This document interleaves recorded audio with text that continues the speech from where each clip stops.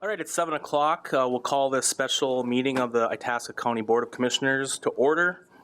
It's Thursday, January 2nd, 2020, 7 p.m. We are in the Itasca County boardroom. First item on the regular agenda is public comment period for options selected. Commissioner Snyder, you have the floor. Thank you. Thank you. Happy New Year, everybody. You're welcome.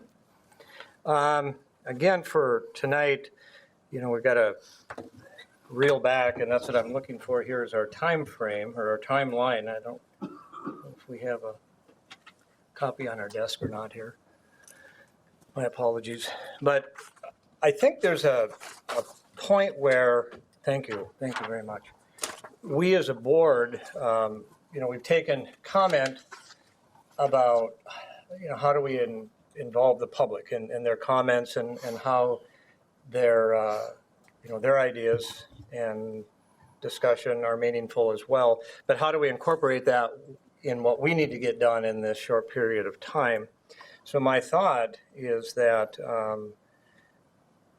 we do something similar to what we have done in the past with a lot of our comp plans, forest plans, highway plans, is that we come up with the options, whatever they might be, and we have to decide on that relatively soon. But before a decision is made on a final option, that all the options are put on the table and we allow a public comment period on those options. And that could be done by either email or it could be done by U.S. mail to our department here. And then that could be put together and presented once the period ends. In addition to that, there was some discussion or thought that maybe we could also have 2 evenings independent from these meetings, our special county board meetings, have a couple meetings where these plans are also laid out and the public, call it a open house or whatever you want to call it, where the public can actually come in and look at the plans and make comment, both for and against, or make suggestions, both for and against. And this is something we did, if you remember, 6-7 years ago when the city wanted to divide the fairgrounds in half. And we all joined in that discussion. And basically that's how, even though I think we ended up with a roundabout, which wasn't exactly what everybody wanted, but the fact is that the fairgrounds wasn't split in half. Kind of the same concept. The city and the county joined together. We created 2 evenings where we allowed public input. People could come in freely, share their input, write it down if they wished, and it was collected and that data or that information was used as well. So I would just offer to the board that suggestion. So there would be once we've made a decision, again, because we need to keep this moving, once we've made a decision on concepts, that's what we want to call them, that we would allow the public to look at them, view them, and make comment. They can either do it in writing and then also offer an in-person 2 evenings or whatever it might be. Commissioner. Mr. Chair, so one other idea for you, Terry, would be this. It's a Survey Monkey, where you'd have a opportunity to have maybe 6, 8, 10 questions. People can go online, add some comments. There can be yes and no questions. There can be multiple choice questions with the different options to it too. It's pretty standard procedure with surveys, that type of thing. So, in addition to, sure. In addition to, with emails. I mean, some people don't do emails. Some people this would be, I'd like to, you make it a 2 minutes, 3 minutes, type of a survey, maybe 5 minutes. Option A, B, C, option A, B, C for pay, comment, that type of, something along that line. Yep, Yeah, that's good. another option. Sure. Yep. And again, that's just something that, a couple of us have talked about kind of independently here, but I'm, certainly open to any other discussion too, any ideas. But I just think it's important. Our hands are tied. We have a sunset, and we have a period of time that they're going to allow us to make decisions in and actually start the process. So I think this fits well with that, and it still allows our public to give their input or their ideas on the project. One more thing, Mr. Chair. Commissioner. So timeline, what do you see, Terry? Well, so again, I appreciate Commissioner DiNucci having this available here. Really by the end of February, it says, now again, this can be adjusted slightly, not a lot, but County Board final direction should be somewhere close to, it says February 14th, but give or take a week in there. So if the board is able to come to consensus on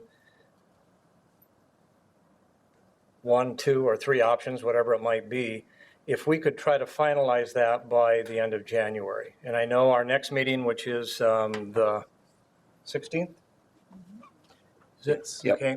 I know that Contegrity and Klein McCarthy should have something ready with a cost figure to present that evening. So we would be able to look at least that option plus others that we may have already from the task force. At that point, maybe the board could identify those 3 or 2, and we would make some sort of a formal presentation with that and have that done by the end of January. Commissioner Trent. Great ideas. I think that even if the board reaches a point where they have come up with a preferred option, we could still have the other options available so that the general public can look at that and say, well, have you thought about this? This other option that you didn't pick might have more merit or need more consideration just because maybe you didn't look at this option or whatever it might be. But I think we should still have those options available to the public to look at, even if we have one that we think will work the best, but I agree. just so that they can see it. Commissioner. Thank you, Mr. Chair.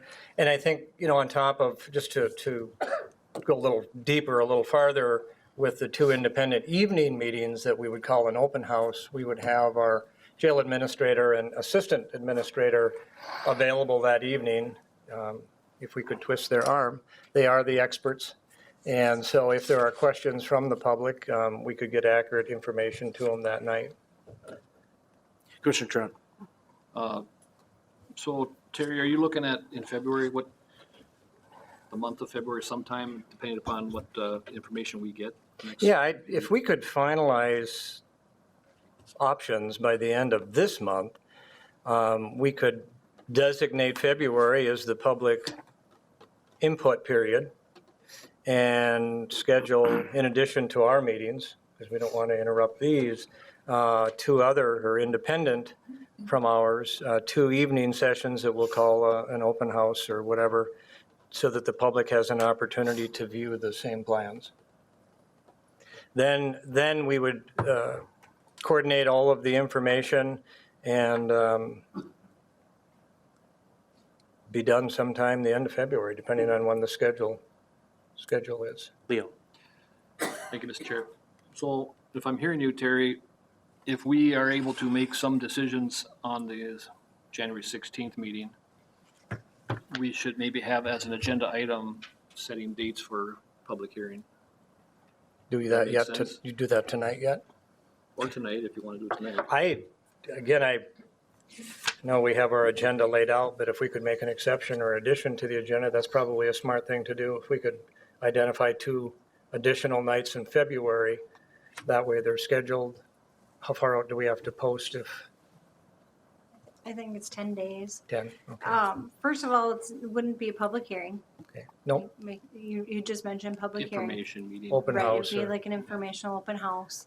I just don't know, you're planning on getting plans and numbers and options given to you at the next meeting on the 16th. I don't know, are you going to be able to make those decisions the same day that you receive it? Maybe you should So, wait till the first meeting in February, so just an idea. yeah, Commissioners, I would offer maybe just keeping public comment period on our agendas for the 16th and the 30th. And then as we have more detailed definition, be able to make decisions on when those firm dates could be. Commissioner Trent. Thank you, Mr. Chair. Are we looking at February 6th and the 20th, the 1st and 3rd of February as our regular jail task force meetings? I don't know if that's been Yeah. advertised, but I'm just assuming that. They're scheduled. Okay. I would think that's correct. Commissioner Snyder. Thank you. And the only reason that I would consider or want us to consider when those independent evenings might be is so that we can adequately and fairly advertise for it, so people know. So it's not 1 week prior to whatever the dates might be and you're trying to get it out and expect people to be here. Commissioner Ives. So, Commissioners, I'll throw one at you. Why don't you have them at, our meetings are 7 o'clock start. Why don't you have an open house at 5 o'clock and if they choose to stay for the meeting, they can. From 5 to 7, we have an open house. 7 o'clock, we start our meeting.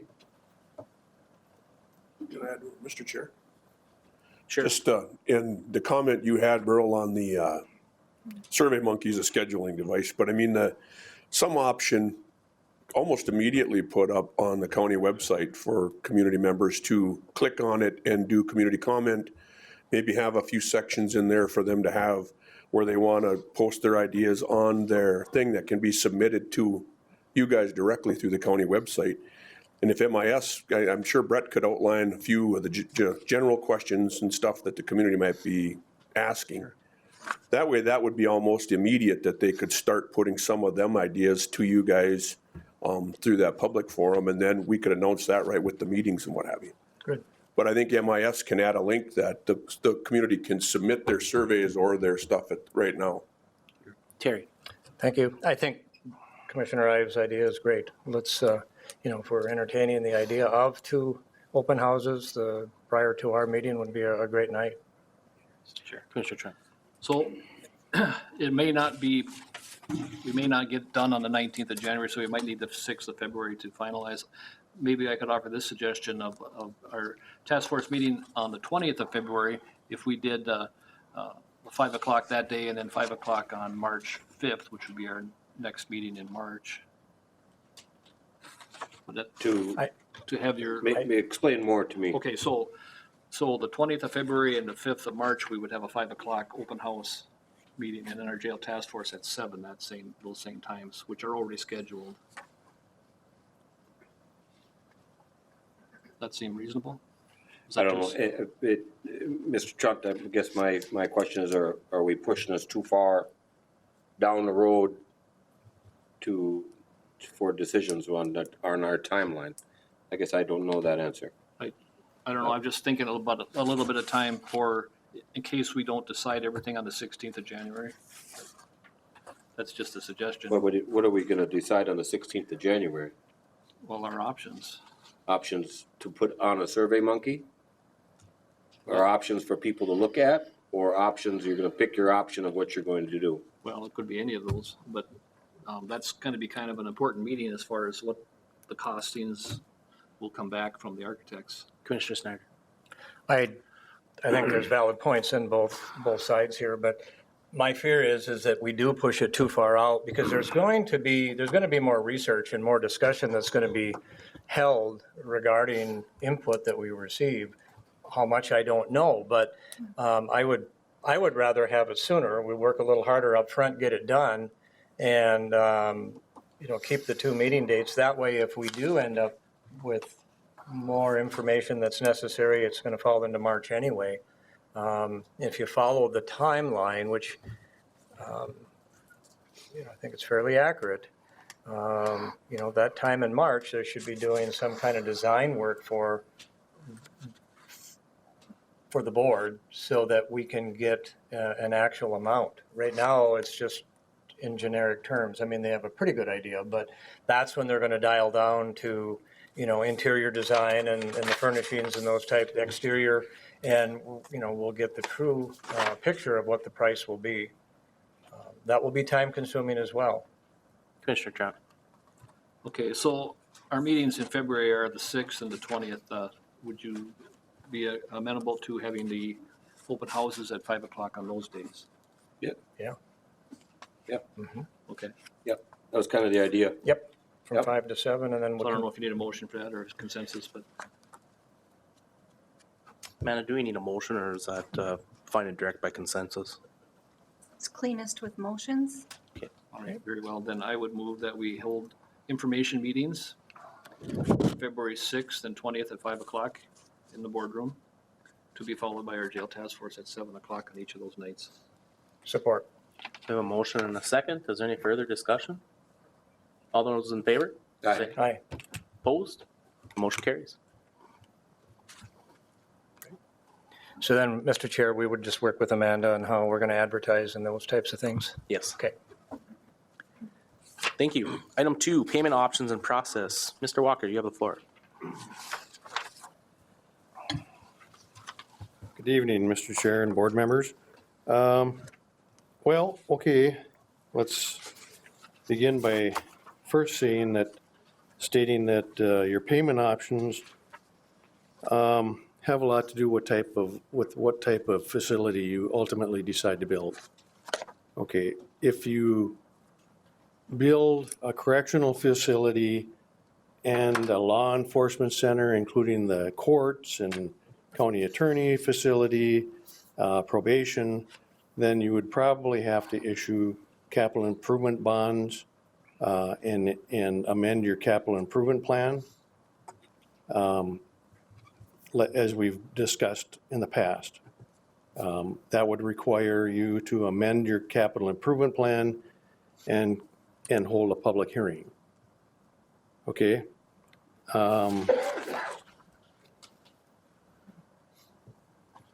So those bonds are general in purpose. Those usually yield the best interest rates out of any type of public financing that are available. GO bonds are better than, for instance, revenue bonds.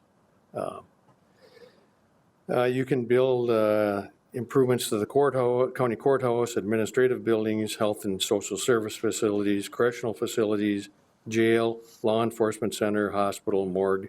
You get the idea. It's quite a wide latitude of things that you can finance with capital improvement bonds. They are subject to a reverse referendum. So, if there's a referendum petition circulated, and I believe it's over 5% of the votes that were cast in the previous election, they could overturn that process and shoot down any type of bond issue, and then you could not bring it up for another 365 days. So that's the risk of capital improvement bonds. The bonds are subject to a debt limit, and that debt limit, the annual debt limit on those are about $5.5 million a year. So I think any way you go here, you're going to be safely within those limitations.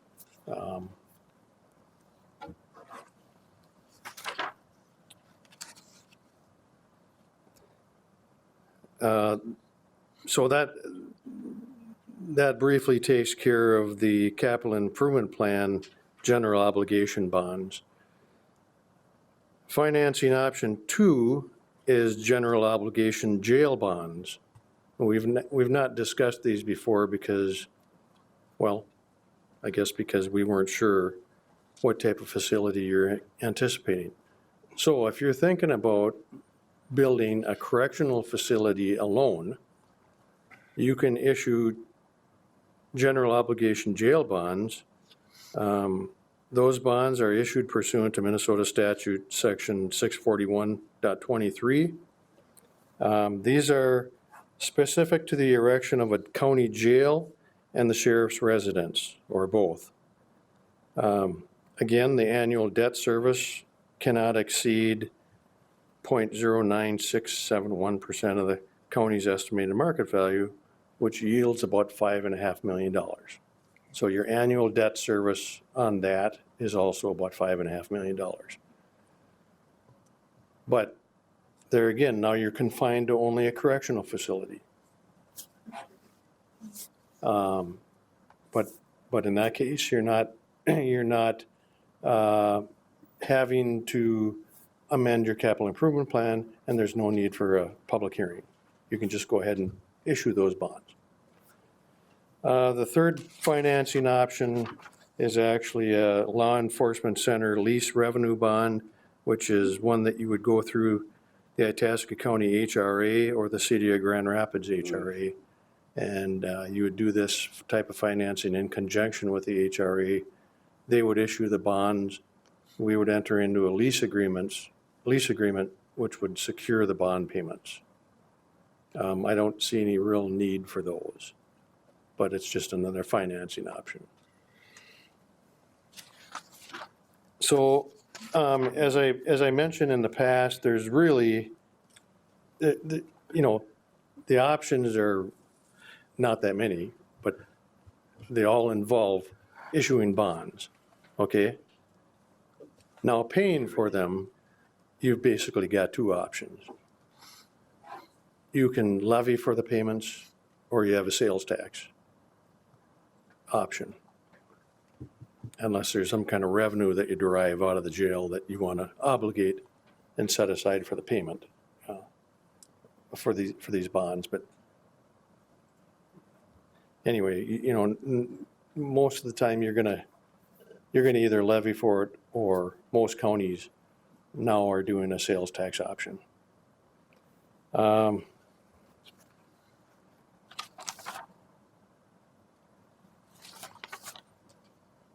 I have a sample resolution that I will have for the board at your next board meeting to contemplate.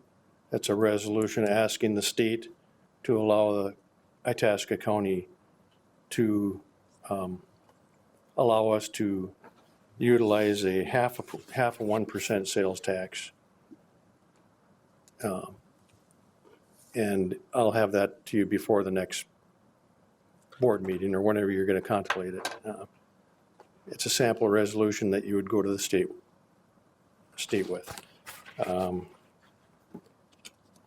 I have an example of a county that has done this. Clay County did this in 2017, and I'll get this to you also. It's from the Department of Revenue's website, just explaining how that works. And basically for retailers, it's just basically a piggyback on the sales tax. Instead of 6.875%, you would add another half of 1% on, collect the taxes, submit them to the state of Minnesota, and then they issue a check to Itasca County. We'd accumulate that in a debt retirement. So it's a fairly simple process. I also have I'll get this to you also, from the Minnesota Sales and Use Tax Statistics site, Itasca County by industry, the sales from 2017, and it shows that the taxable sales in Itasca County are $381.7 million. Let's say $400 million. It would be our anticipated taxable sales within Itasca County. And at a half a cent, that would yield about $2 million a year. And that would be sufficient to pay for about a $40 million project thereabouts. $40 to $45 million, depending on the interest rates, and I'm anticipating a 30-year bond issue. Any questions? Commissioner Ives? I do. Yeah. So, Mr. Walker. Yeah. First off, my advice and my advice to the other commissioners here is this. Your letter that you've written, I would be going for a 1% sales tax. One half of 1%. You're asking for 0.5%. Yes. I'm telling you, I would write to, and I'm telling the commissioners, I'd be writing the letter for 1%. You always can go less. You cannot go over. All of a sudden, if this thing comes in at $60 million, your 0.5% that you asked for is now going to only make half of your payment. And you will now have to look at people and their taxes and tax them. You always can go down lower. You cannot go up higher. It's easy to ask for 1%. If you only need 0.5%, that's fine. That's what you do in the end. But in the beginning, you ask for the max. I mean, that's be my suggestion to you on that aspect. May I ask this question to you, Mr. Walker? You had an option number 4 last time you came to us and talked about payment options. What's the 4th option? I don't know. I'm trying to think of what that would have been. You've got general obligation bonds. We talked about levying for the payment of those bonds, either through the levy or the sales tax. You mentioned the 4th option the last time we were together. No, I threw the sales tax out at you saying, hey, Well, forget whatever. about- I don't remember a 4th forget about option. sales tax, but We'll let you Okay. ponder that before we get too far away, Commissioner Trent. Yeah, so in regards to the percent, is that statutorily written at 0.5%, or is it whatever number we want to ask the state for? No, that's not a statutory requirement. That's just the amount I put in there because that would be sufficient to retire the debt on $40 million. So you have to define your project. Right. And you're probably right. If you want, but Lauren Solberg is here too, to talk about the sales tax option and how you would proceed with the legislature and how you would approach the legislature. And maybe he's got something to say about the process, that process in particular, as far as going to the legislature and how you. sure. And Lauren's behind you, but Yeah, okay. 1% is max 1% is max. by So- statute. So whether you have a good chance of passing 1% as opposed to a 0.5%, I don't know. Maybe Lauren has more to say about that than I. Maybe you don't don't need more than 0.5%, but if you need 0.75%, you have just eliminated that by only asking for half. Right? Yeah, it's a good point. Yep. Yeah. Before Lauren comes up to speak, any more questions for Mr. Walker on this topic? I'll try to think of the 4th option we talked about, but I don't remember a 4th option. I mean, I guess typically for all of our capital I'll find improvements, we go with capital improvement GO bonds. That's what we usually issue, so. Okay. Thank you, Jeff. Good evening, Mr. Chair and Commissioners. Jeff just asked me today to kind of do a little research on your procedure in the legislative process for obtaining the opportunity to impose a sales tax. Have to keep in mind that this was changed this last legislative session back to what it used to be 5-6 years ago. Before, you had to have legislative approval, and then you could go to the people and get your request approved. And then they changed it to you could have an election and then go to the legislature to get approval of what the results of that election. And this last year it was changed back. You need to go to the legislature first, get their approval, and then submit it to the people. Now keep in mind, as we talk about this, there's no obligation for the state to have a tax bill any year. You never need to pass a tax bill. And so since a major tax bill was passed this last legislative session, there's a little bit of concern that the legislature will not consider a tax bill this coming legislative session. In my conversations with some of the players that are involved in it, they made at least some commitments because of change in the legislative process to try our best to be able to have a result of the communities that are requesting a sales tax to be able to have that passed during this coming legislative session, even if it's that narrow focus of a tax bill. Keep in mind also, if that becomes to the House of Representatives, if it's a tax bill, it's open to all kinds of amendments from any member that wants to have it. So there usually has to be a strong agreement within the leadership if they ever have a tax bill that comes forward that is limited in scope to that. Now, there may be a major tax bill next year as well. We don't know that, but I want you to be fully informed of the fact that you do not need a tax bill, even though you might submit something and you want it passed, and you and other communities might want something passed. I can't control the legislature. I used to help a little bit, but I've lost that power. But I do want to make it clear of what your procedures need to be before you get that part.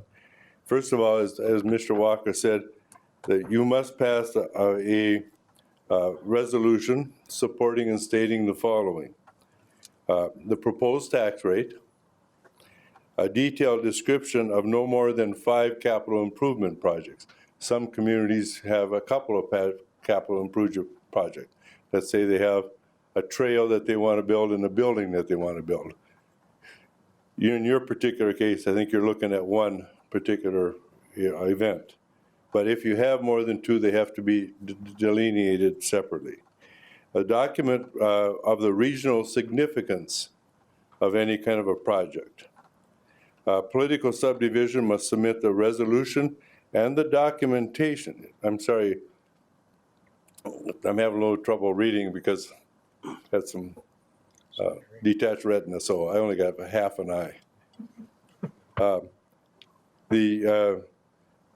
Ranking that this political must the resolution the significance of the regional, and you must take that resolution and submit it to the chairs of the House and the Tax Committee and the minority lead of the Tax Committee, both House and Senate, by January 31st of this coming year. Working with the legislators, the political subdivisions must request a bill be introduced and passed by the legislature. The political subdivision must file a local approval after the passage of that with the Secretary of State before the next legislative or regular legislative session and after the session in which it was passed. The political subdivision must receive voter approval at a general election within 2 years of that passage. So in your particular case, and they have to be held at the regular general election time. So if you pass it this year, you count 2 years from the time it was passed, that means that you have to have it this November. This November. This November. Yep. It would have to be in the general election. And the political subdivision must pass an ordinance after that is passed by the voters to okay it. Now, you got to keep in mind that the resolution must include your rate, how much you're going to pass it, how big you expect the bonding proposal to be. You can always come down, as Commissioner Ives has said, but you can't go up. And so if you anticipate, I'll just throw out a number here, anticipate having $50 million to spend, and your bid comes in at 60, you can only have a sales tax for up to 50. So if you anticipate, and there will be some very strong questions that how accurate your numbers are, but you can keep in mind you have a deadline of the 31st. You have to get that to those 4 people, that resolution with that information on of what you're requesting, and a letter that goes with that as well, kind of explaining the project for you. And then you can always, during the legislative process, if you have additional information, you can change the bill that goes in to reflect what you actually need. But you can't go up from what resolution that you passed by January 31st. Questions at all? Commissioner Adams. Lauren, I've always was told January 15th is our deadline, not the 31st. I just checked it. I thought the same thing. Yep. And I checked today with the Department of House Research. Okay. And it must be, political subdivision must submit the resolution and documents in regional significance of each project to the chairs and rank and minority members of the House and Senate tax committees by January 31st of the year that it seeks a special law. Now, I wouldn't wait till the 30th to pass your resolution, No. but When does session start this year? it starts February 11th. I can try to get this. I would have had copies of this for you, but my computer wasn't working this afternoon. Computers are really nice until you need to use them. So, any other particular questions? If not, I'll be around. Okay? Thank you. Thanks, Lauren. Thank you. On to item 3, coordination of media for public information meetings. Commissioner Snyder, you have the floor. Thank you, Mr. Chair. And again, we kind of discussed this at our last meeting, that each of us would get a schedule soon to Amanda, and that would highlight what other cities and townships that we represent, that we would hold these public meetings, not hearings, but public meetings. Again, bringing the plans so that we can inform the public on what they look like, what the options might be, and then important, just as important, what the payment options might be. So I just want to make sure that we're 100% in agreement that outside of what we have with ICTV, that we need to coordinate any other media that we have in our community that we could utilize. And first comes that the one that actually covers the whole entire county is the Manny Shopper. And 2 would be the Grand Rapids Herald Review, which is, again, limited. And unfortunately, there's no Western Itasca Review anymore, so they're kind of left out. But then east, we have the Scenic Range. So I'm just thinking, we need to make sure that we, number 1, create a plan on how we're going to achieve that, and number 2, that we approve the spending that would go along with it as well. So in addition to the media sources, any social media that we have access to, like our county webpage and perhaps the Facebook page as well. But again, I think, in fairness to our public, and especially to the townships we all represent, and the small cities we represent, that, again, this needs to be done sooner than later too, so that they can have their schedules created so the public has, ample time to change schedules and come to these meetings, because that's what it's about, is to get them there and receive their input. Mr. Ives. Mr. Chair, I want to backtrack. So, Mr. Walker, in your task force report that you gave to us on the book here, Section 8, Finances, Funding, it says, this is a letter from PFM, Right. page 1 through 5. You lay out 4 different ways directed to you, Okay. dated July 11th, 2019. Last one was basically certified of partitions. How's that?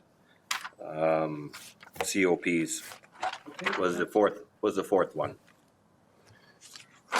I don't have that document in front of me, but Yep. maybe if you want to go through them, you can jog my memory. I just- I don't remember. a There's the fourth one. I knew you had 4 to us before. Yeah. Okay. Terry, your idea with, Is that all you needed? yes, sir. Okay. No, I just wanted you, there is 4. I knew there was. They're addressed to you. Do you want to discuss the fourth one? I can't remember what it was. It's COPs? No, we can discuss it Oh. Okay. more at a later date. Okay. Yeah. Commissioner Snyder. Go ahead, Burley. No, I guess, Terry, your real question is, ICTV is not going to be able to be broadcasting live in some of these townships. They can record, pushing it out to the scenic range and that type of thing is a wonderful idea.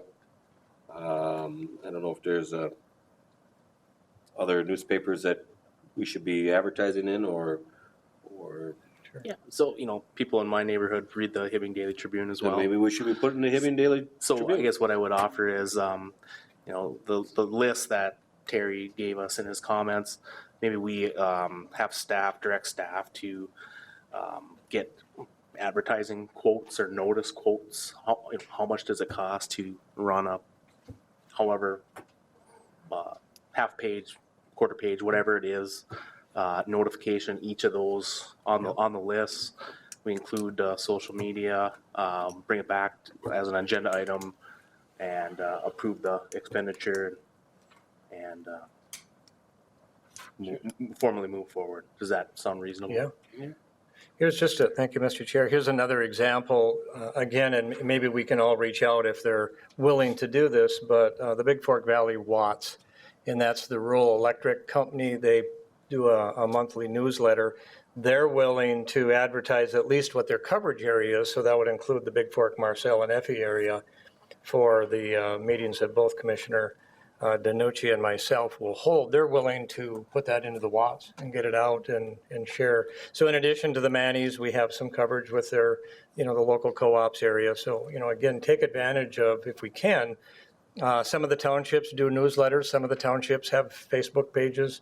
Again, those are social media sources that we could use outside of the printed media.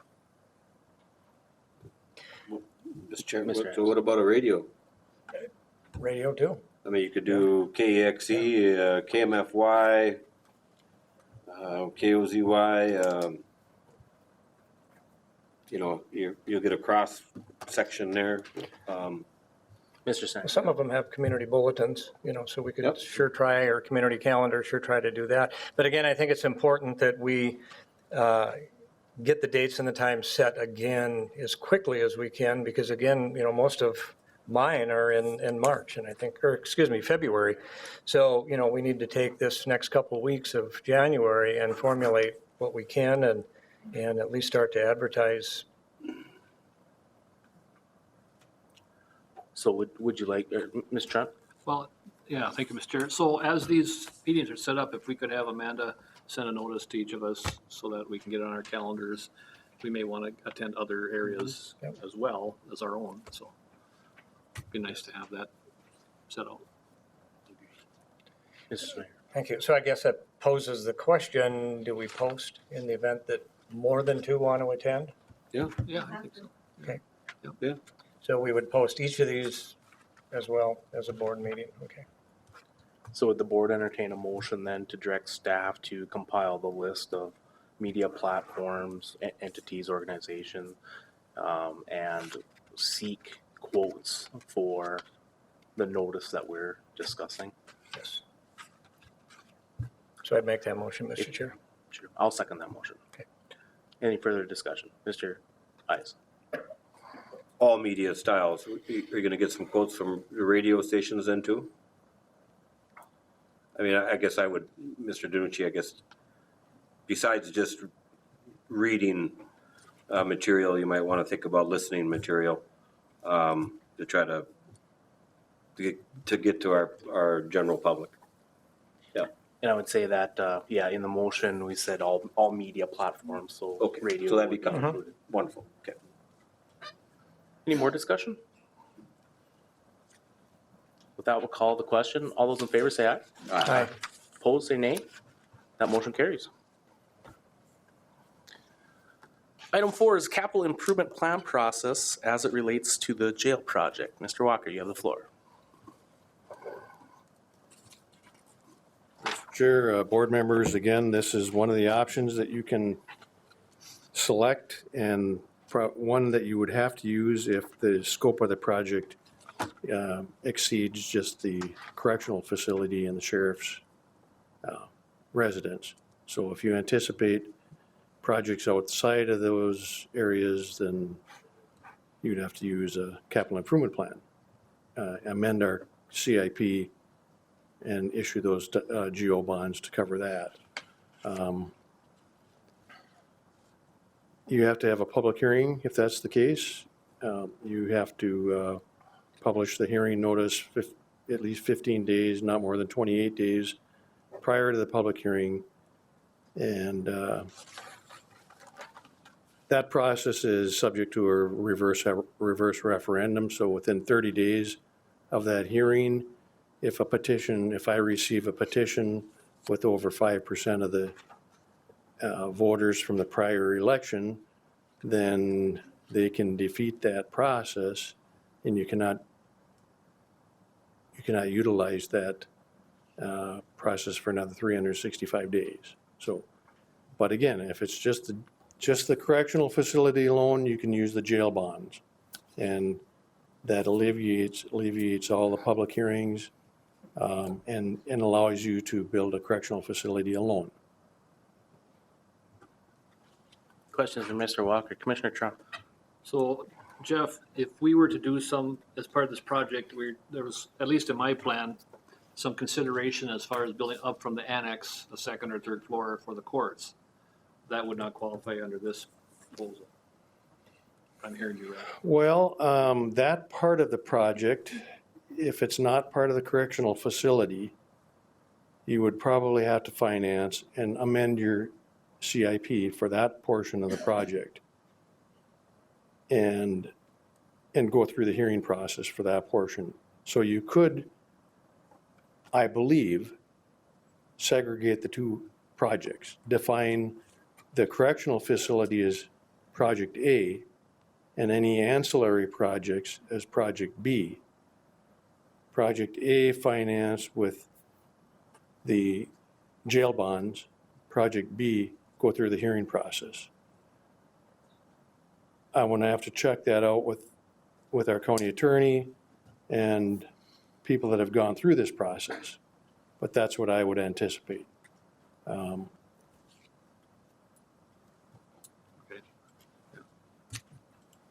Other questions? Thank you, Mr. Walker. Okay, you're welcome. Item 5, tour of Pennington County Jail. As you know, Commissioner Snyder and I took a tour of the Pennington County Jail. I thought it was a really interesting and good use of time. I just wanted to put it out to the other commissioners who have not taken that opportunity to see if that is something that there's interest in, and we post and set that type of tour up for commissioners to attend, or if it's not, and we just let them know that there won't be a second tour in the future. So I just wanted to throw that out for discussion. Thank you, Mr. Chair. Actually, I was hoping to look at other jails. There's been some talk as far as the Chisago jail. I've already seen the Crow Wing jail, so I would probably tour the Pennington jail. I just haven't picked a date yet. So, Mr. Snyder. Thank you, Mr. Chair. And I think the relevance of Pennington County is that the layout in terms of the way the pods would be are very similar to what's being proposed here. I spent most of the morning with two Pennington County commissioners, and they knew Ben and I were there, but they're more than happy to facilitate any kind of tours the rest of us want to have. So. Mr. Ed? I talked to the people who built it, so I kind of got their flavor on it. I haven't seen it, but I got the contractor's flavor on Pennington County. I'd like to go down and see Chisago County. I mean, I personally, that's the one I'd like to tour. I don't have a problem going up to Pennington, but I know of some of the challenges already when they were building it. I'm aware of already. Pete and Larry they're the ones who built it. So, I mean, I don't have a problem going up there. It won't be, next week. I can guarantee you that, but yeah. I don't have a problem going up there and touring it. Commissioner Trent. So we could just contact those commissioners and set something up whenever Yeah. works for our schedule. So it sounds like individual commissioners might want to take a tour up there. So as far as a group tour, it doesn't sound like that might be more difficult. But just for the interest of posting such a meeting of that nature and the travel, just want to discuss that. Mr. Ives. So Lucas, would you line up any kind of tours that we would like, or Sean, for us commissioners to go to any jail we'd like to tour? Can you help with assist in that? We can arrange any tour at any jail you'd like. Thank you. Great. All right, we'll go on to item 3, citizen input. Anyone from the audience care to speak?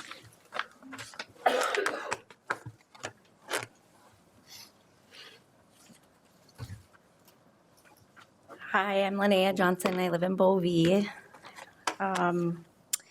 And I just wanted to say I really feel like some of those things that were in that building community support for the new jail construction has been included in your talks today.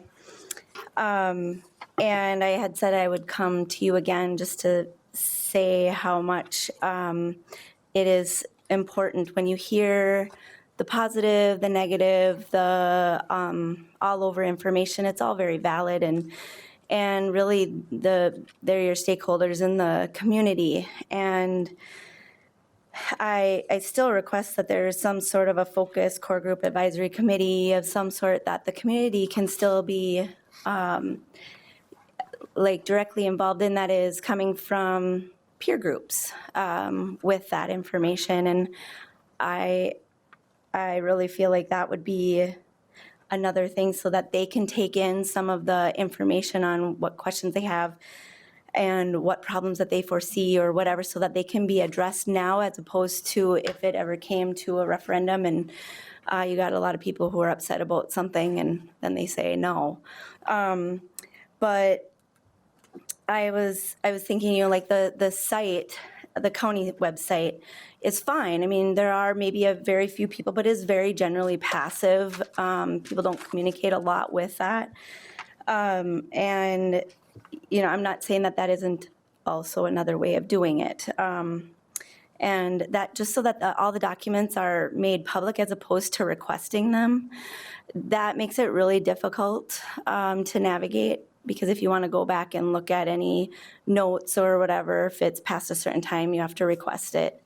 And I know that probably bogs down the system at some point, but for this kind of a thing, it could just be readily available to be looked at all times. And then, let's see. I was looking through the packet of information from the Contegrity Group, and I was looking for the needs assessment on that, like that assesses the needs, classifying of prisoners. I know that there was a talk last week or the last time on that, but it would just be nice to see that, because that is one of the ways of proving the why it's being discussed, why we need it so badly. And I was looking for the planning study on that, so I didn't feel like that was very clear. And I think that will help moving forward with the with getting this out there for the community when it comes to questions and that sort of thing. Press releases typically are free of charge for newspapers, radios, and I don't know, there's a lot of different other routes, so please take a look at that as well, that those press releases, if it's new and upcoming information, that should not be a cost. And I wish somebody was here from the newspaper to double check on that, but, and let's see.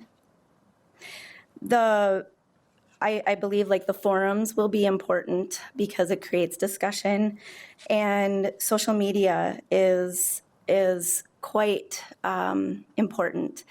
And I was just looking today through Facebook, and Deer River School District just posted that they have a company that's going to be doing, they're starting to do some forums within their community, and they're getting it out there ahead of time, and they're posting it, and it's really well visible.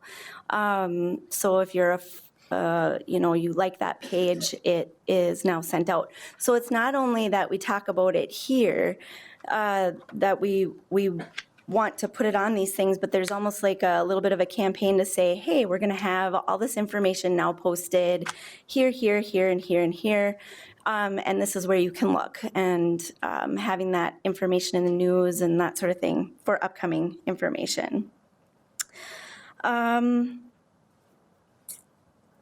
believe I covered everything. So just the whole thing would be as if there's access to that needs assessment, for the accuracy on the amount and the numbers, assessing the needs, classifying the prisoners, the planning study so that it can be seen.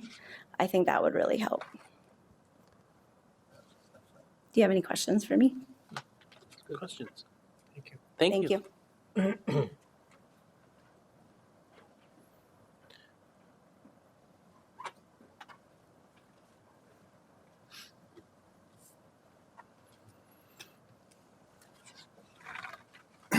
John Casper, Grand Rapids. I've asked this a couple times now, and I guess I just want to reiterate it again, is financing. We're going to spend $30 to $70 million.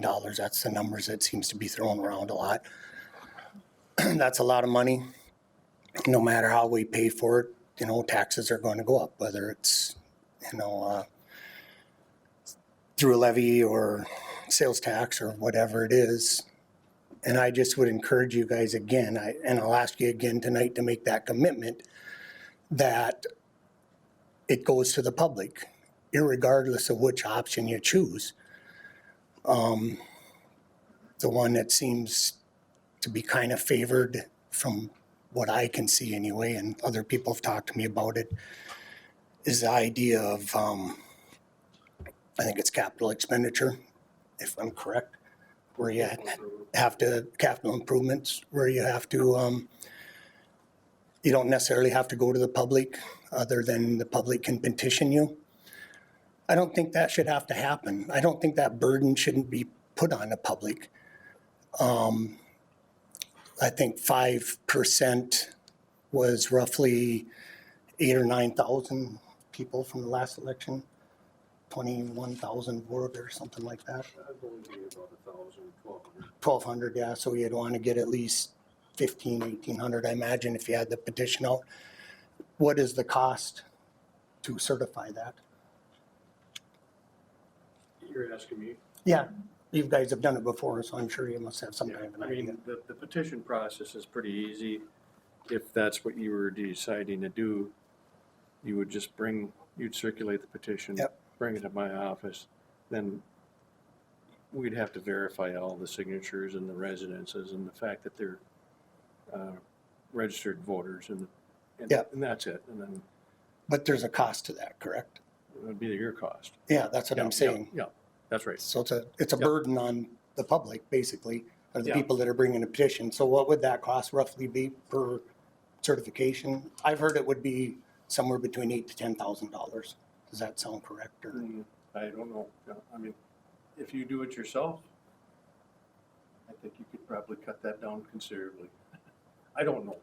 but just the I don't know. just how the you- certification process, from what I understand, I'm not the auditor. No, You've got I 42 mean, years we would experience. do it as part of our service. Yeah. That's our service. So We have there- to do that. Okay, so it'd just be the cost of going out and getting. There's not a Yep. public cost as far as certifying it. Correct. Okay, that's what I was wondering. Thank you. So I guess I'm just going back to the fact that the board should commit to us that they will, no matter what option they choose, 1 through 4, according to Burl, that there's 4 options. Obviously, the sales tax it has to go to a vote. We already know that. I don't know about the rest of them or not, but the capital expenditure one doesn't necessarily have to unless the petition comes forward. I would urge the board to commit to us that that's what you'll do. You'll have a referendum, either if and or buts about it.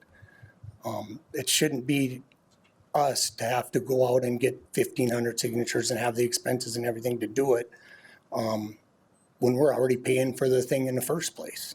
So I guess I would just urge you to do that. And then going back to the social media deal, I remember the first meeting you guys had, there was a young lady that came up here,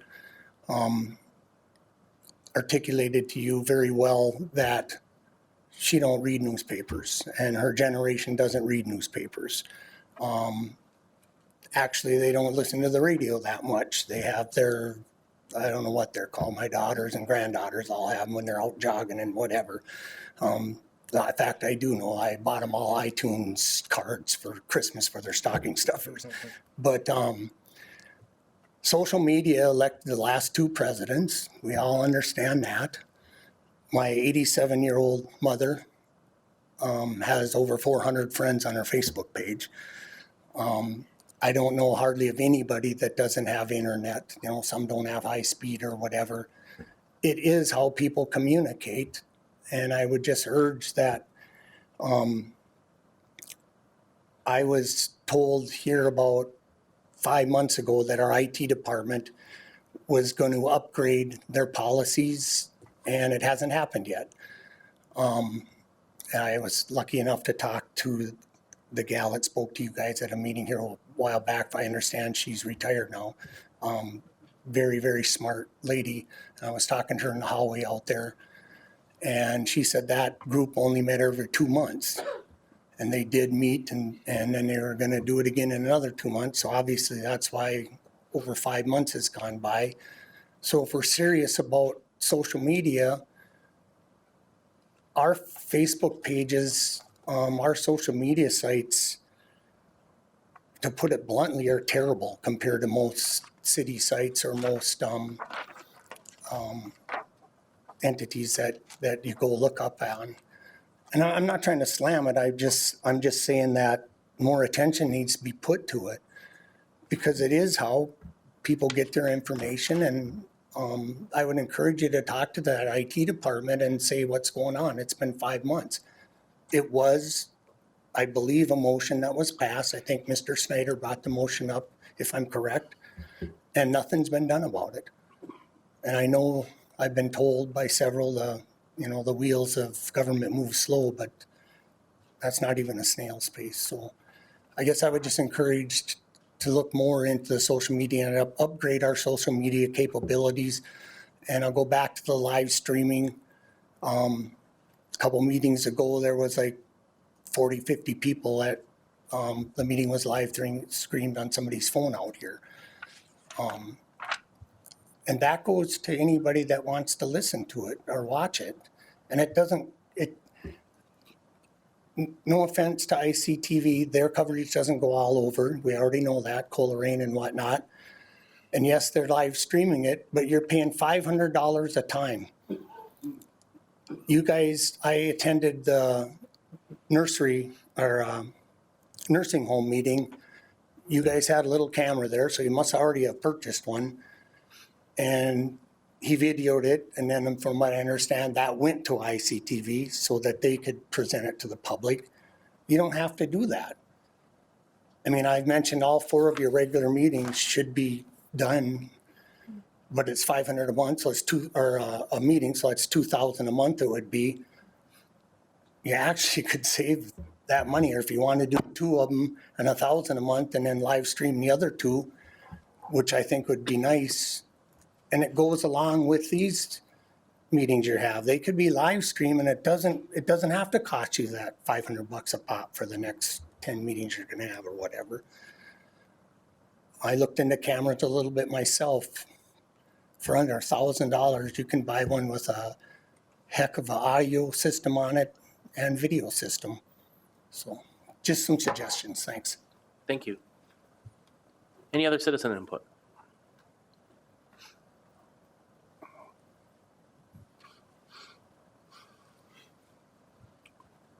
Evening. I'm Mike Bellamy from Deer River.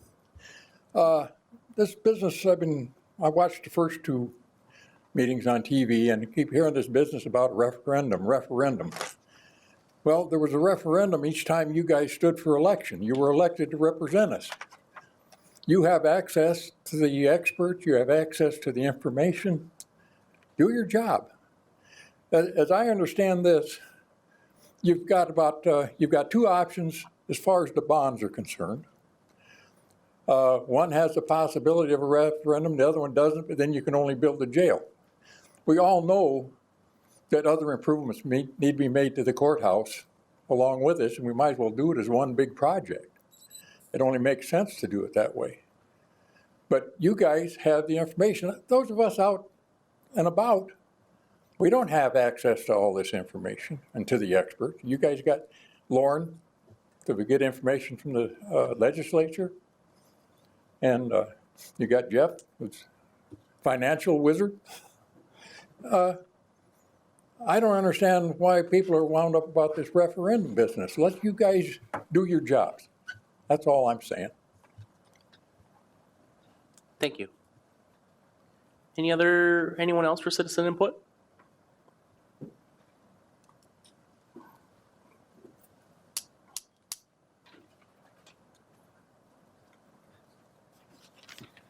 Hi, Dan Marshall. I live in rural Beauvais, down in Eden Loop Road. I've got a copy of the task force book that you're talking about, and this whole process is based off of the premise that we had reports that said we were not up to code. But nowhere in this report or any appendix I could find is there anything that tells us what those inspections were and the details of them. And I went back and looked at the previous capital improvement plans. I think the most recent one I could find was 2008, 2011. I thought that was an annual thing, but I can't find it on the Itasca County website. All the things that are mentioned when we get into this first step here, it says, why are we here? And if you start in on that first letter from Sheriff Williams and Administrator Skiles, it gives us information that we don't have anything to base it on. I mean, any report I've ever made or seen, I've got to back that up with a footnote and facts and appendixes and attachments, and they're not here. I mean, I would like the detailed reports, because if we've got things that have been going wrong for the past 3 inspections, I don't have anything to say what was fixed, what wasn't, and what steps were taken, and what the costs were. We could dig or ask for it, but if you've got a report put out here and you're making statements, you got to back those statements up with information. You can't, it's hard for me to go back to these and not see a footnote or some reference as to where the information came from. You can give a name or a source of an individual or an entity, but if I don't see what they gave you in some kind of proof, then it really doesn't give me much information. And I started to get a little frustrated the 4th time I read there appears, the word appear. Appearances are one thing, facts are another.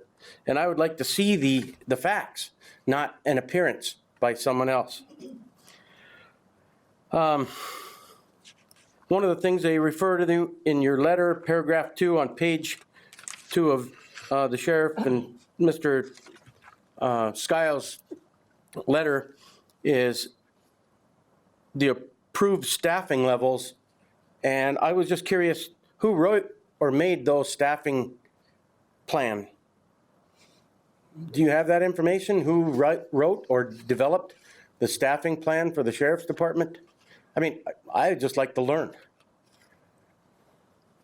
If they're saying that we need more people to staff something and we're not authorizing the added individuals, if it's because of cost, I'd like to see some information. If we've been doing overtime for the past 8 years on all of our deputies, I'd like to give them a break.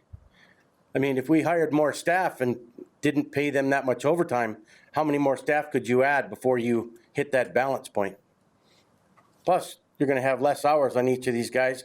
They're going to come home to their families a lot more rested and potentially a lot safer if they haven't had to spend extra days and time on the road and out protecting the public.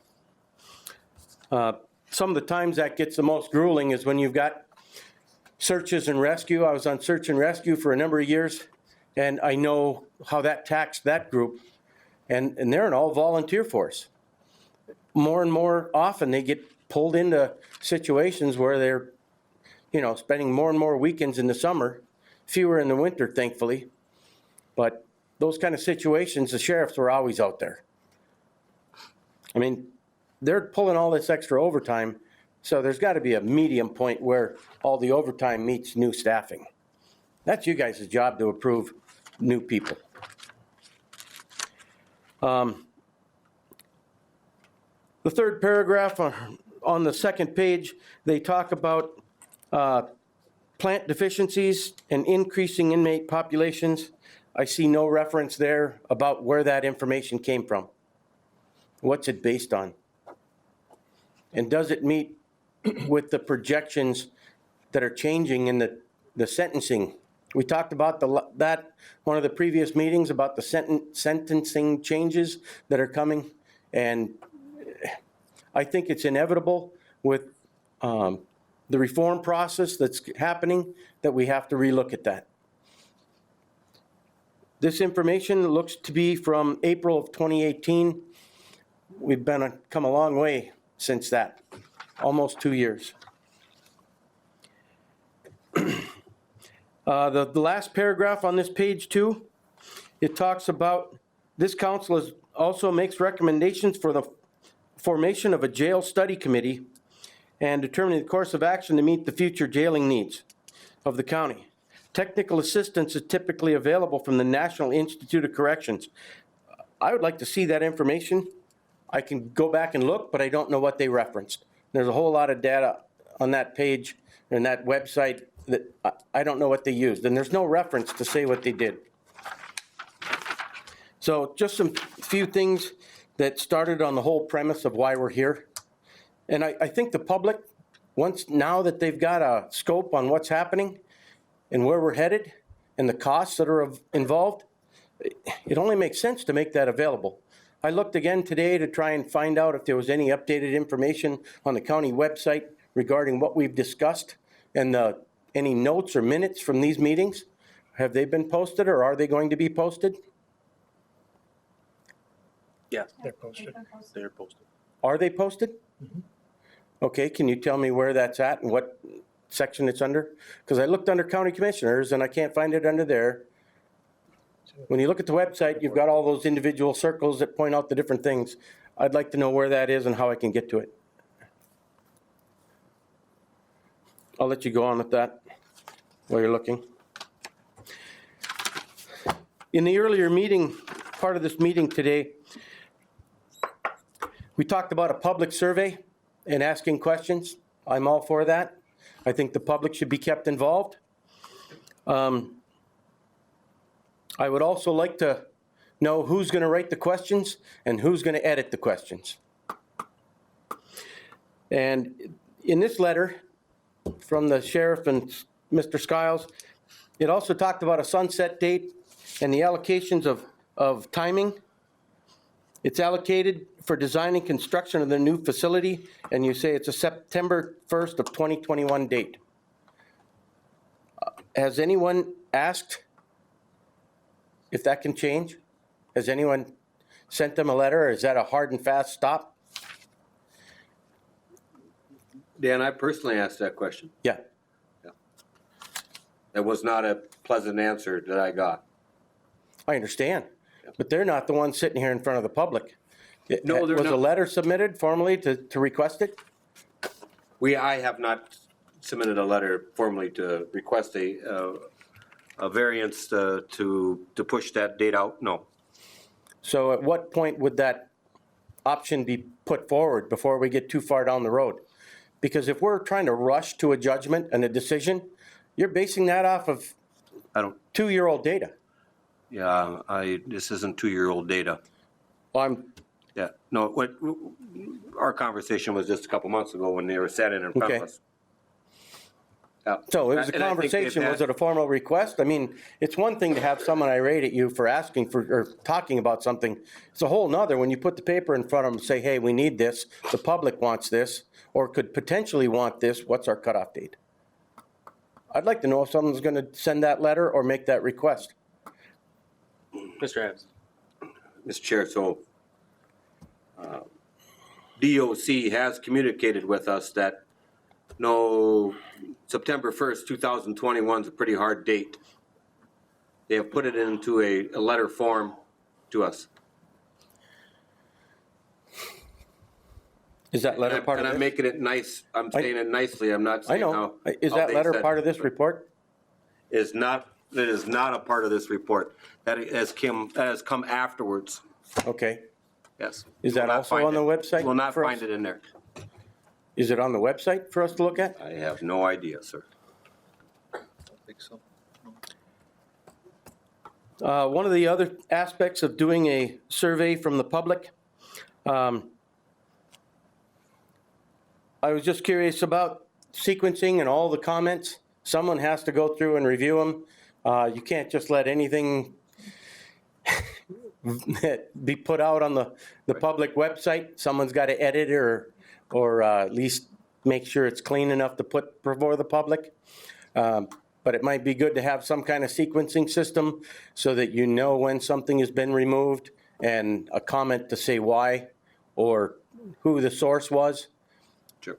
And I would also be curious to know, in that situation, who has the administrative rights to control that? Who is that? Is that the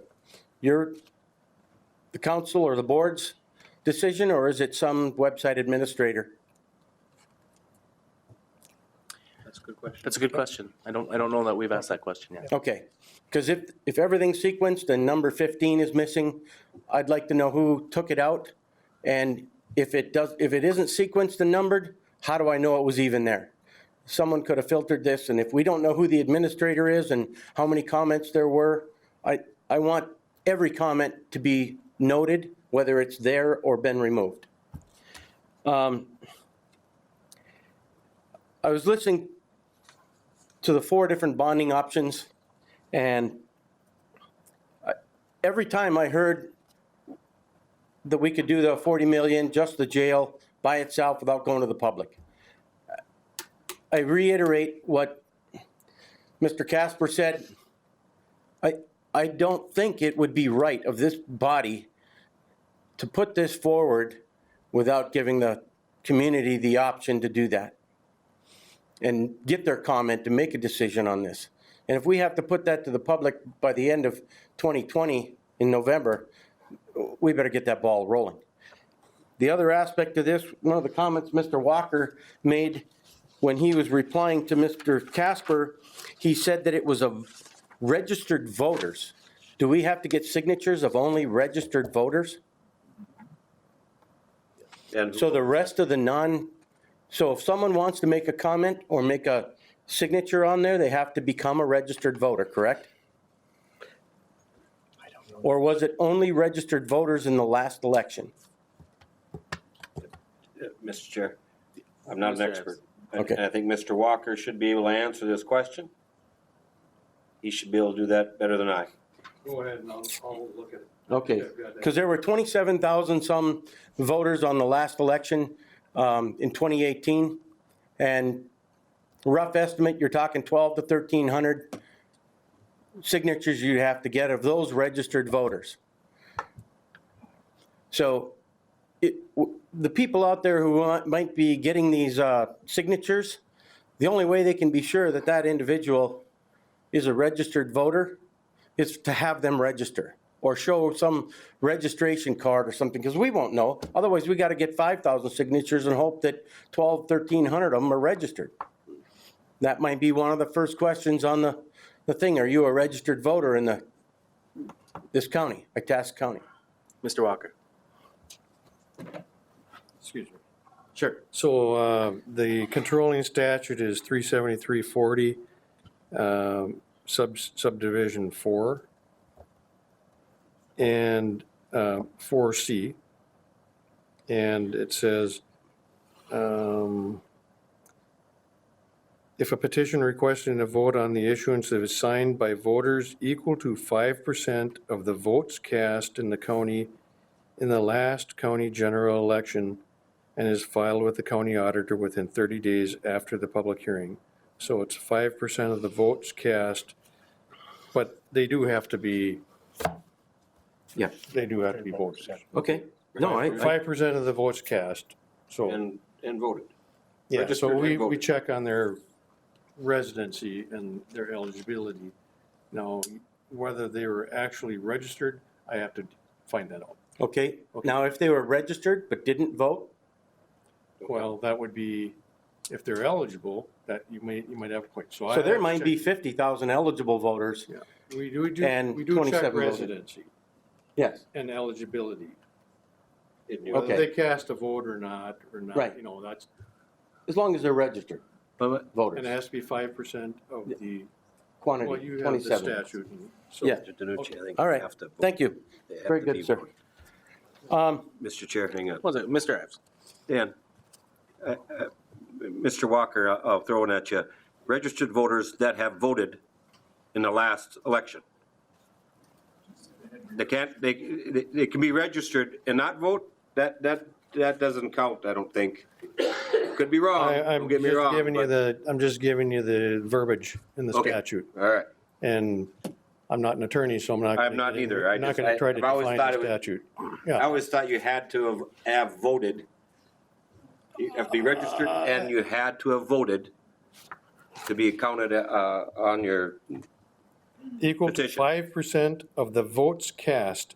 of the votes cast. That's the 1,300 number. That's a number. Yeah, now whether that means that those individual people have to have voted, I'm not an attorney. I'd have to, Check with Maddie, but I do believe that it basically just has to be a qualified voter. that's the way I feel, that's the way I feel too. They have to be, Attorney in general can interpret the statute. they have to be, So how many qualified voters do we have in Itasca County that are registered voters? 26,000, somewhere around. Well, we had 27,000 votes, 20 so we some. gotta, Yeah, 27, I don't know, I mean, I'd have to. all right, yeah, well, let's, yeah. if you give me that number, I'd Whatever appreciate it it. is, yeah. Yeah, Yeah, but I'd like to make a comment when you're done. Are you sure, done? definitely. No, I just, one other item. Okay, go ahead. I was curious if in this results of the question regarding the 5% on a sales tax, or 1/2 of 1%, 0.005, is there any information? I know some of the businesses in Itasca County, and we had them at one of the previous meetings, they were concerned that if you raise the sales tax in Grand Rapids and Itasca County, that you're gonna drive shoppers to other counties and other districts, cities, whatever. And I was wondering if there was any information acquired or reviewed to see what happens to the gross sales to get that 1/2 of 1%, the 1.98 million per year out of that 381.7 million. What happens to that 381.7 when you increase your taxes? Because this isn't the only percent increase that's being touted around. So this might just be one of two that are supposed to be added. And if we raise our taxes in this area up to 9%, what happens? I don't know what happens, and I was wondering whether that information was acquired. And with that, I'd just like someone to collect that data, or if you've already got it, make it available. Thank you for your time. Thank you. Mr. Walker? Yeah, and Mr. Chair and board members, believe me, I'm not trying to circumvent anything, I'm not trying to circumvent the public. I'm trying to react to the realities that are facing us, and that is that we have to build a jail. We've got an order from the Department of Corrections, and that's the reality. All the other concerns about the courts and all the other areas are side issues to me, to the sheriff, and probably to you. We are reacting to a Department of Corrections order. Commissioner Ives, you've said it many, many times. We don't have a lot of time. We have to keep this ball rolling. And when I mention these finance options, believe me, I'm not trying to circumvent the public input. I'm trying to give you the options that you have. So in the interest of time, if we don't have time to go to a referendum, if we don't have time for public hearings, if we're dealing with reverse referendums, if you need to build a jail, you can do it with jail bonds. That's all I'm telling you. I'm trying to give you that option, trying to lay it out and not include all the rest of the project. Just do the jail. Now, to answer the gentleman's question about sales tax and how it's going to affect people, part of my job also is to try to figure out the cheapest, the best way for us to pay for this jail. And I think the sales tax option is the best. And there was a study done in 2011 that said that 55% of our sales tax generated in Grand Rapids comes from without the area, from outside the area. Now that was a study done by University of Minnesota, 2011 retail trade analysis, Grand Rapids and Itasca County.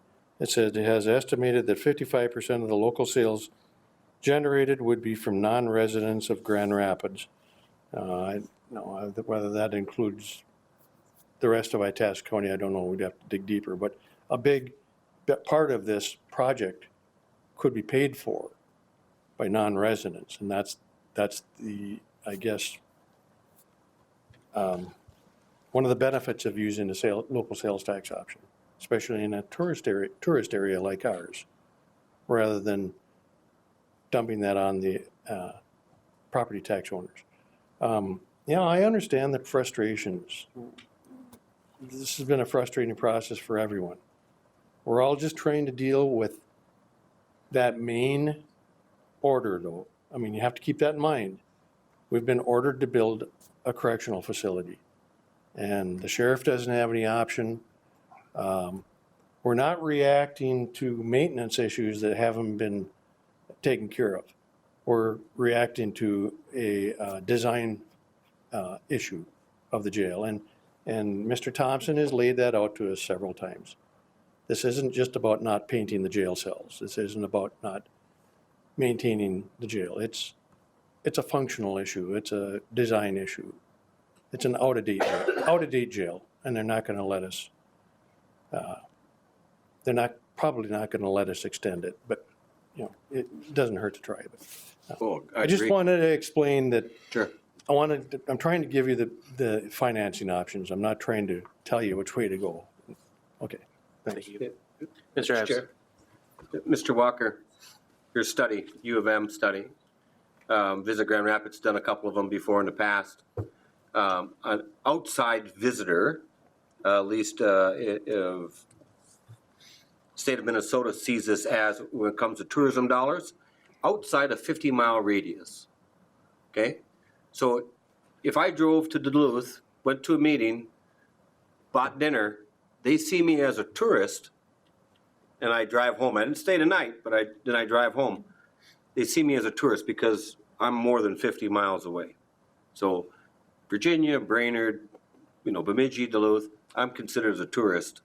Just so you understand, that's how at least the state of Minnesota and the U of M, when they usually do their studies, we've done a couple of them, that's how they define the circle of outside our area is a 50-mile radius. Interesting. Okay, yep. Thanks.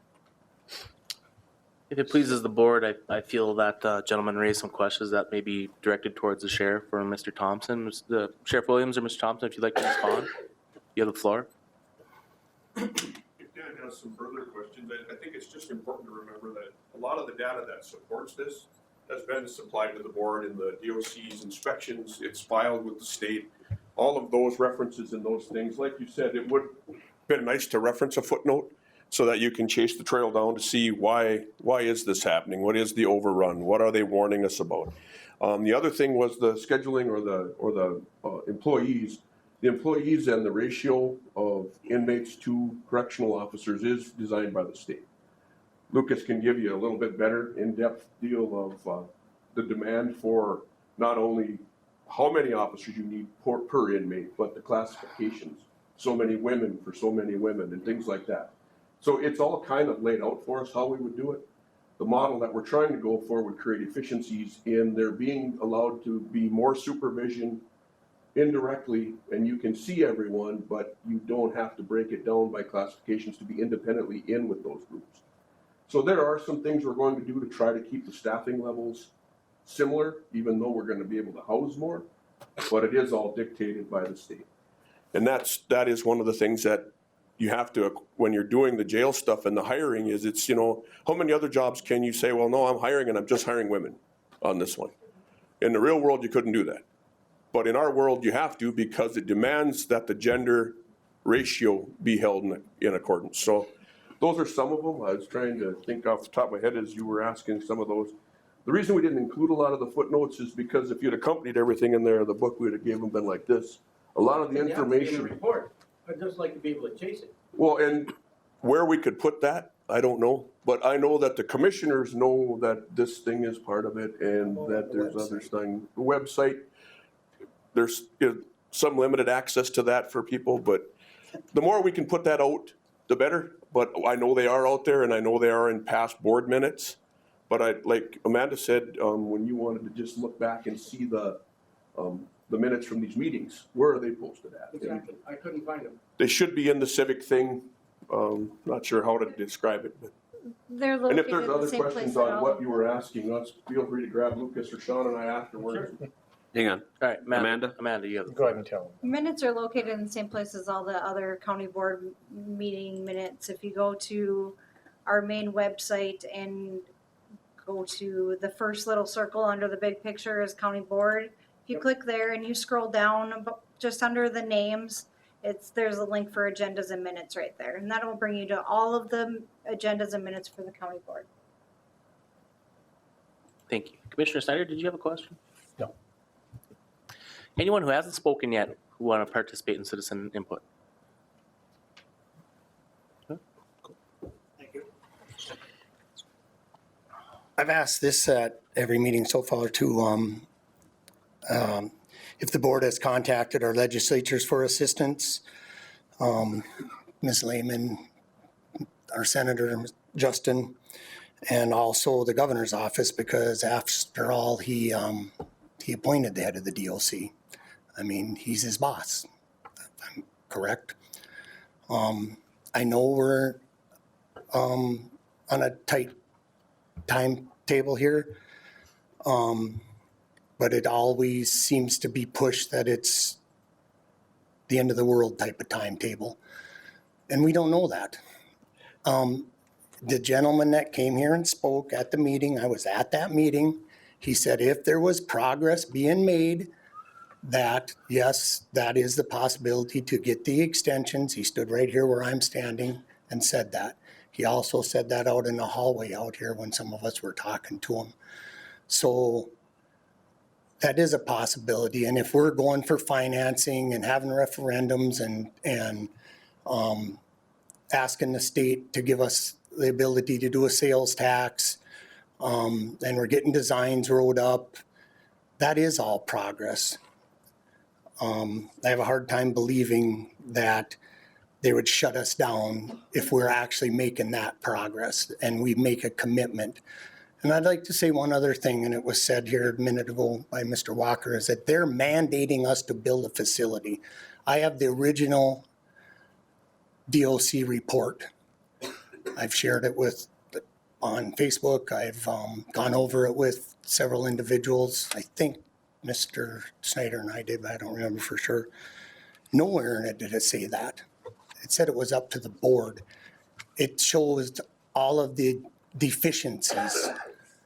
And I don't want to beat a dead horse. We didn't do a very good job fixing those deficiencies, or we might not be where we're at, but that's hindsight, and I understand that. But until you guys go down there and talk to these people and tell them where we're at and tell them we lost $250 million in values of properties, and the school just built an $80 million bond out. Yes, we know we have to build a facility, and we're gonna do it. I mean, I was allowed to attend one of the jail task force meetings. I'm the only person that did in this community that basically embarrassed the sheriff and let me attend it, and nobody else attended it at all. And when I went into that meeting, I was totally against building a jail, fix the deficiencies, but I understand now that yes, we have to do something. I still say it's remodel, and I appreciate Mr. DiNucci, Mr. Snyder, and Leo's options and see where that comes out at. But from what I understand, one of the board members has met with our two elected officials. And I don't know if that member would like to share what was discussed. I think it would be pertinent that the public would be able to know what was discussed and what they thought as far as, you know, helping us to get extensions. And I don't know if anybody's talked to the governor yet.